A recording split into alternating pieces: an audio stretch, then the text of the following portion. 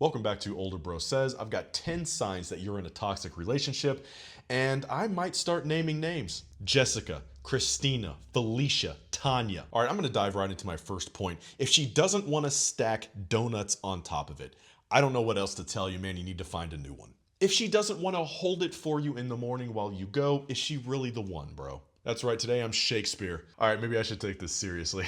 All right, I get it. You're in love, but something feels off. You argue all the time. You feel like you're walking on eggshells. You're not growing, you're just surviving. That's not love. That's the signs it's a toxic relationship. And if any of these signs start to sound familiar, it's time to wake up before it breaks you. Okay, real quick, before I dive into the 10 signs, there's a core feeling that basically says love should bring you peace and not confusion. Real love brings clarity and brings calmness. Toxic love has a habit of bringing chaos, confusion, and a lot of mental fatigue and anxiety. If you're constantly wondering where you stand with your partner, you already have your answer. Along with that core feeling is the feeling of being addicted but not connected. In other words, you don't feel safe when you're apart, and you don't feel calm when you're together. You're chasing highs, fearing lows, and calling it passion. But it's not, and it's not even chemistry, it's just you in survival mode. So here they are, 10 signs you're in a toxic relationship. Number one, you're always the one apologizing.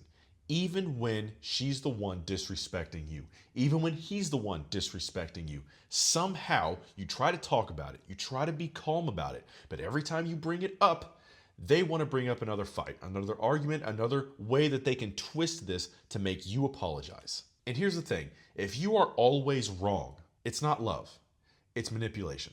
How about this? They use sex and silence as a form of punishment. And I'm not talking about a ball gag and a good Thursday night, all right? I'm talking about when they pull away when they're mad just to punish you, just to stonewall you. They use intimacy, sex, yes, but just any intimacy, hand holding, sitting close to one another as a way to control you. When intimacy should be used as a tool to connect to the other person, physically, yes, but also especially emotionally. When affection becomes a weapon, you're no longer partners, you're hostages. Okay, I've had enough of this. I either need to be a rapper or I need to start putting this stuff on a shirt. All right, TM that, that's mine, I own this. Number three, you feel like you're walking on eggshells. You edit your truth to avoid her reaction.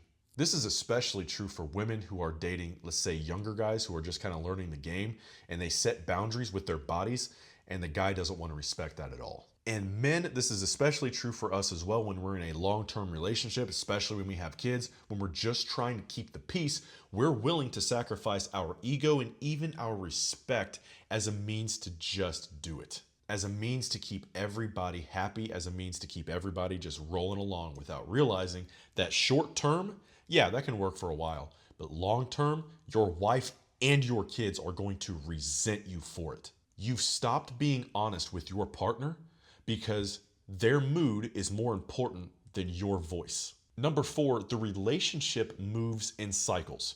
You get together, and then you break up, and then you repeat every couple of weeks, every couple of months. And what you're really chasing are the highs that come from that relationship, and you're running away from the lows. Love isn't meant to feel like a roller coaster.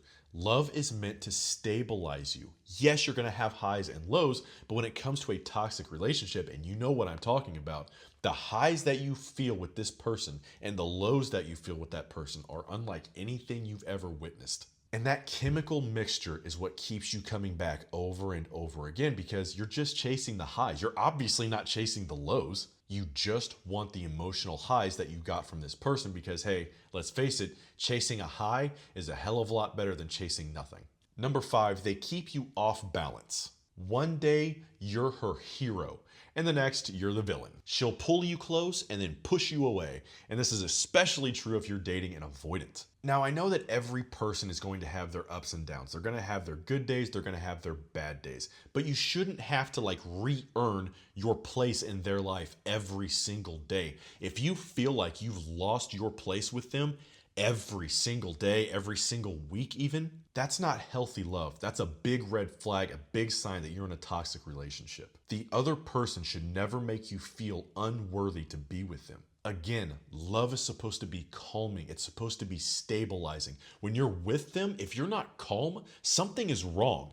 And when you're away from them, if you constantly feel nothing but fear, fear that they're going to forget about you, fear that they're going to find somebody bigger or better, then that's a good indicator that those people are not stabilizing you, or you're not emotionally stable yourself to even be in that relationship, and one or both of you are going to be toxic to the other. Number 6, they disrespect you in public or in private. And these could be anything. A joke that humiliates you, comments that are really inappropriate. Disrespect kills intimacy. And again, I see this mainly with men in long-term relationships where we'll put up with anything. We'll let our wives tell us anything. We'll let our girlfriends just berate us in public, anything to just keep the peace, because we're at least emotionally intelligent enough to know that we're not going to have a fight in the middle of Walmart and be like every other toxic couple. At least we're going to fight behind closed doors, okay? But while we're out in public, I'm not going to call you a name. I'm not going to try and check you, because especially like if you're in America, the UK, someplace like that, everybody around you is going to have their phones out. They're going to paint you out to be this horrible person, especially if she's freaking out. When really all you need to do is either tell them, you're not going to talk to me like that. You're not going to raise your voice and make a scene in the middle of Walmart. I'm leaving if you continue this. And if she does, you just leave. You leave her there. Let her freak out and flip out in public. That's on her, not on you. Sign number 7, you've lost yourself in that relationship. And what I mean is you're no longer the man, you're no longer the woman that your partner fell in love with at the beginning of the relationship. It could be that you've simply gained a lot of weight. It could be that you have been taken off your path in life. And again, I see this in a lot of guys to where we get that manager title. We start making 60, 70, 80K a year, and you say, you know what? I can just coast on this for the rest of my life. And to be honest, for a middle class person, you can damn near do it. But your wife, your girlfriend is not going to put up with that for a long time. What's going to end up happening is that Josh down at Starbucks is going to give her butterflies, and she's going to give him her Instagram, and they're going to start chatting. And at the very least, she's going to emotionally cheat on you. And yeah, I get it. I'm blaming you for the reason your wife cheated, but there is some truth to that, all right? You need to be the lover that your partner fell in love with, but better and better and better as the years go on. And what ends up happening is that we become too familiar with each other. And what's the saying? Familiarity breeds contempt. You start abandoning your goals, whether your goals were financial or physical or even emotional. And when it comes down to it, toxic love, toxic relationships don't just cost you peace, they end up literally costing you your identity. Number 8, you're scared to leave. The idea of walking away feels like death. You end up staying out of fear because you have kids with the other person, because you love the other person, not because the relationship is good for either one of you. When the honest and simple truth is, if you loved that person and knew that you were hurting them, you would remove what was hurting them. And that's assuming that you were the toxic one. And here's the thing, you should love yourself enough to be able to tell your partner, hey, what you're doing is hurting me, and that's going to stop, or this is going to stop. But most people can't, regardless of gender, because they are emotionally codependent on their partner. Number 9, this is a big one for long-term relationships. You can't be honest without starting a fight. Every single time you speak your truth, the other person, it's almost like they do it on purpose, purposefully take you the wrong way. It's like they just look for a reason to blame you, to make you look even worse than you actually are. And that's assuming you did anything wrong in the first place. And so after years of that, you just learn to stay quiet because it doesn't even matter. What are you going to bring up? The other person's just going to use it against you anyway. Your living room becomes more like a courthouse, and anything you say can and will be used against you. But silence like this isn't just a lack of self-respect, it's self-abandonment. And number 10, you're watching videos like this. Your gut already knows the answer. You felt it for weeks, months, and maybe even years. Your nervous system knows long before your brain catches up. All right, I get it. You come to the realization you're probably in a toxic relationship. All those signs, all those red flags are starting to look like Beijing in 2008. That's where they held the Olympics. The Chinese flag is red. You get it, the red flag. Okay. What to do next? Stop trying to fix her and start having standards. Toxic women cannot be healed by words, by love. They can only be healed by consequences. And here's the thing, man. You're not her therapist, nor do you want to be. You're a man who needs peace. You're a man who needs to learn how to draw boundaries and to create an emotionally safe place for her. And I realize that even if you do all of that, it doesn't mean she's not toxic or she's gonna just stay and not leave. But that's the risk you take, every man takes, by getting in a relationship with any woman. And when it really comes down to it, there's no woman that's going to respect a man who doesn't have enough respect for himself to walk away if things get too bad. She knows you're not going to walk away. She knows that you guys have a kid together and you're not going to abandon them, because that's how she's going to paint you. And I know that it's not fair. That's why you need to vet your women properly. Like, forget about a relationship, forget about marriage. We're talking about kids now. And a lot of guys have kids with a woman that A, they're not even married to, and B, they end up regretting horribly, because guess what? A couple few years after the kids are born, they don't need you anymore. You're gone. They'll take that alimony check, absolutely. But you weren't strong enough to draw boundaries and to walk away.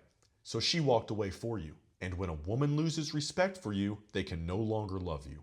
Next, what you're going to do is you're going to rebuild yourself into the partner, into the lover that you were when you guys first got together. And yes, I know that I'm putting a lot of the blame on you right now, and it may not be fair, but I'm trying to cover all bases here, okay? And ladies, this goes for you too. You need to learn how to draw boundaries in your relationship, because that's how you can exist safely within your husband's boundaries as well.